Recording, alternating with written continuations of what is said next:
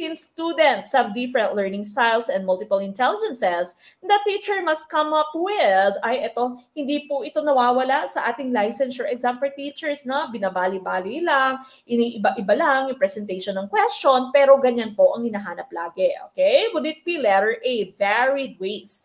Letter B, both quali and quanti methods? Letter C, quantified method? Or letter D, great bulk? 14, I see letter A's, and that is tumpak. Okay? Kasi sabi dito, different learning styles po yung ating mga estudyante. Merong visual, merong tactile, merong kinesthetic, merong auditory, no? And of course, they have the different multiple intelligences, di ba? They have multiple intelligences. May iba-iba, may linguistic, may spatial, naturalistic, musical, etc.